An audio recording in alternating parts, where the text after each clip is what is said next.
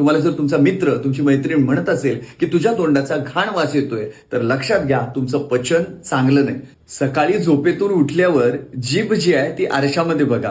जिभेवरती पांढरा थर आला असेल तर समजून जा की तुमचं पचन चांगलं नाही.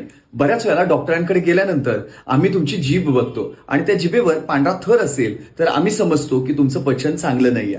जिभेवरती थर असणं किंवा हिरड्यांमधून रक्त पडणं ही सगळी लक्षणं पचनाशी निगडीत आहेत. बऱ्याच वेळेला हिरड्यांमधून रक्त येतं म्हणजे हायपर ऍसिडिटी, सतत ऍसिडिटी होऊन होऊन बऱ्याच वेळेला ही अवस्था शरीराची होते. आणि या सगळ्याच्या बरोबर जर तुमच्या जिभेवरती पांढरा थर असेल तर तुमचं अपचन होणं, रात्रीचा आहार जो आहे तो पचलेला नसतो आणि न पचताच तुम्ही नाश्ता करताय अशा अवस्थेत जगत असता. त्यामुळे तुमच्या मुखाची दुर्गंधी येत असेल तरी सुद्धा लक्षात घ्या की तुमचं पचन चांगलं नाही. बऱ्याच वेळेला मुखाची दुर्गंधी, जिभेवरती पांढरा थर याच्यासाठी मुखामध्ये औषधं लोक घेतात, पण आयुर्वेदाच्या अँगलनी बघितलं तर आम्ही याच्यासाठी पचनाची योग्य मॅनेजमेंट करतो. तुमचं पोट चांगलं साफ होत असेल, तुमच्या पोटांमधून खूप चांगल्या पद्धतीने निचरा होत असेल, मल मूत्र हे चांगलं बाहेर पडत असेल तर तुमच्या जिभेवरती थर येणार नाही, तुमच्या मुखाची दुर्गंधी होणार नाही. आणि त्यामुळे लक्षात ठेवा, तुम्हाला जर तुमचा मित्र, तुमची मैत्रीण म्हणत असेल की तुझ्या तोंडाचा घाण वास येतोय, तर लक्षात घ्या तुमचं पचन